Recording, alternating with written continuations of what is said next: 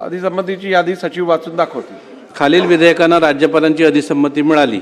सन 2025 चे विधानसभा विधेयक क्रमांक 92, 93, 94, 95, 96, 97, 98, 99, 100, 101, 102, 103, 104, 105, 106 व 108. अध्यक्षांनी सभाध्यक्षांची तालिका नामनिर्देशित करणे. एक मिनिट, सुधीर भाऊंचं काय बघू. गंभीर मुद्द्याकडे मी लक्ष वेधू इच्छितो. आपले अध्यक्ष महाराज, कामकाजाचा दर्जा सुधारावा, गुणात्मक बदल व्हावा यासाठी माननीय मुख्यमंत्री महोदय असेल किंवा तुम्ही खूप अध्यक्ष महाराज यासाठी निर्देश देता. आत्ता पुरवणी मागण्या मांडल्यानंतर आपला नियम आहे की कपात सूचनेचं उत्तर सदस्यांना 30 दिवसामध्ये प्राप्त व्हावं, हा आपला अधिकार आहे. मागच्याही अधिवेशनामध्ये लक्षवेधीची उत्तरं आली नाही म्हणून तुम्ही सुमोटो मुख्य सचिवांवर हक्कभंग मांडण्याच्या वेदनापूर्वक हृदयाने आपण घोषणा केली. अध्यक्ष महाराज, हे उत्तर पाठवलं आहे 18 फरवरी 2026ला. मला कपात सूचनेचं उत्तर येत आहे. कोणती कपात सूचना? तर 16 मार्च 2022ला जी मी कपात सूचना मांडली त्याचं उत्तर 18 फरवरी 2026ला येत आहे. म्हणजे एक विधानसभा बदलली. अध्यक्ष महाराज, जर सरकारी कर्मचाऱ्यांच्या मनात विधान भवनात होणाऱ्या घटनांच्या संदर्भात गंभीरता नसेल, उदासीनता असेल, या कामकाजाबद्दल त्यांच्या मनात कोणती भीती नसेल, तर अध्यक्ष महाराज, या कामकाजाचा गुणात्मक दर्जा बदल घडवण्यासाठी तुम्ही हृदयापासून जे काम करतात अध्यक्ष महाराज, त्याला काहीही उपयोग नाही. चिवताई चिवताई दार उघडसारखी ही कथा आहे, कापूस कोंड्यासारखी ही कथा आहे, अकबर बिरबलाच्या खिचडीसारखी कथा आहे. अध्यक्ष महाराज, माझी आपल्याला आग्रहाची विनंती आहे की आपण एक दुसऱ्या तरुण अध्यक्ष आहात. तुमच्या नेतृत्वामध्ये विधिमंडळाचा दर्जा हा गुणात्मक बदल व्हायचा असेल तर तुम्हाला समोरचा तो चांदीचा जो दंड आहे त्याचा उपयोग करावाच लागेल. माझी आग्रही विनंती आहे अध्यक्ष महाराज की 4 वर्षांनी कपात सूचनेचं उत्तर येतं. कोणाला घाबरायचंच नाही आहे का महाराष्ट्रात? आपल्याला अशा पद्धतीने उत्तर अपेक्षित आहेत का? अजूनही लक्षवेधीची उत्तरं आली नाही अध्यक्ष महाराज, लक्षवेधीची उत्तरं आलेली नाही.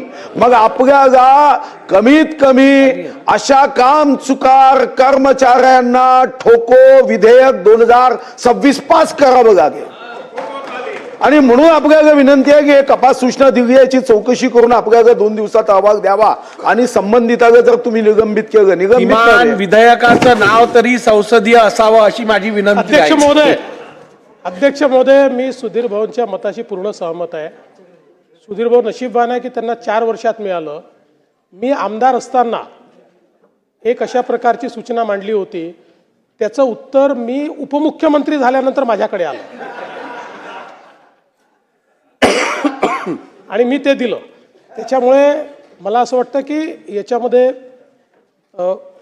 काहीतरी आपल्याला एक ऑडिट सिस्टीम तयार केली पाहिजे की एक जो काही विभाग असेल, अतारांकित असतील किंवा जे काही वेगवेगळे जे आयुध आहेत याचे जे आश्वासन आहेत किंवा या संदर्भातली जी कारवाई करायची आहे त्याचं किती कुठल्या विभागाकडे पेंडिंग आहेत याची रेग्युलर माहिती जाणं, ती माहिती त्या मंत्र्याकडे जाणं, माझ्या ऑफिसला येणं, हे जर आपण केलं. आणि मला असं वाटतं की शेवटी अधिवेशन नसलेल्या काळामध्ये विधानमंडळाचं हेच काम आहे. विधानमंडळाचं दुसरं काही काम नाही आहे. अधिवेशन नसताना विधानमंडळाने या विधानसभेत झालेल्या कामकाजाचं ट्रॅकिंग करणं, त्याचा पाठपुरावा करणं आणि कमिट्यांचंही काम तेच आहे की कमिट्यांनी त्याच्या संदर्भातली पूर्ण कारवाई करणं. तर मला वाटतं की एकदा आपण याचा गांभीर्याने एकदा आपण स्वतः आढावा घेऊन, आणि या संदर्भात आता टेक्नॉलॉजी इतकी चांगली झालेली आहे की सगळ्या गोष्टी आपल्याला ट्रॅक करता येतील, याचा एक ट्रॅकिंग प्लॅटफॉर्म हा आपण तयार करावा अशी आपल्याला विनंती. सन्मान्य औचित्याचे मुद्दे देखील या सभागृहामध्ये सदस्य मांडतात, त्याची उत्तर देखील 3 महिने देणं अपेक्षित आहे. मुख्यमंत्री महोदय, त्याच्या देखील संबंधित ट्रॅकिंग करून सदस्यांनी जी उत्तरं आली तर सत्य परिस्थिती कळेल. सन्मान्य सदस्य सुधीर मुनगंटीवार साहेबांनी जो विषय इथे मांडला आणि सन्मान्य मुख्यमंत्र्यांनी त्या संदर्भात जी अधिक माहिती दिली त्याच्या अनुषंगाने मी सभागृहाला अवगत करू इच्छितो की आत्तापर्यंत आपलं ट्रॅकिंग सिस्टम म्हणा किंवा उत्तरं जी प्रलंबित असतील किंवा कपात सूचनांची उत्तरं प्रलंबित असतील, औचित्याच्या मुद्द्यांची उत्तरं जर प्रलंबित असतील तर ही आपण मॅन्युअली ट्रॅक करत होतो.